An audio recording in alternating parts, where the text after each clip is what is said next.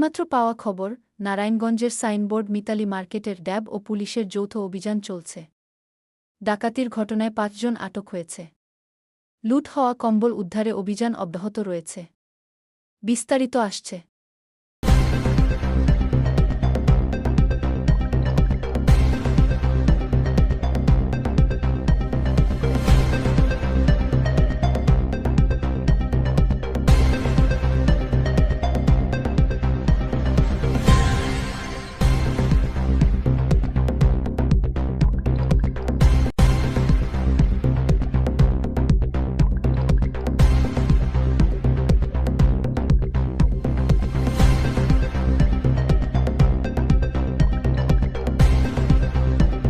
অভিযানে কি তথ্য জানতে পেরেছেন? গত ৫ তারিখে সিদ্দিকগঞ্জ থানাধীন সাইনবোর্ড এলাকা থেকে ট্রাক, কম্বল বোঝায় একটা ট্রাক ডাকাতি হয়।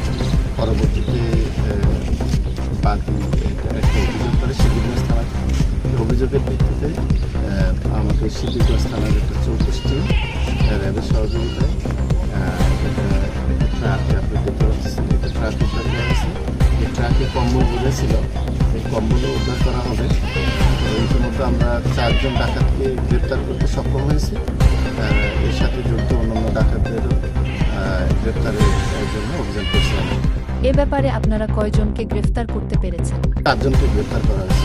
বাকি আরও আছে এই মামলায়? আরও সদস্য আছে, আমরা তাদেরকে গ্রেপ্তার মামলা এখন উদ্ধার হয়নি। আমরা জানতে পেরেছি, আমরা অতি দ্রুতই মালামাল করে উদ্ধার করব। ধন্যবাদ।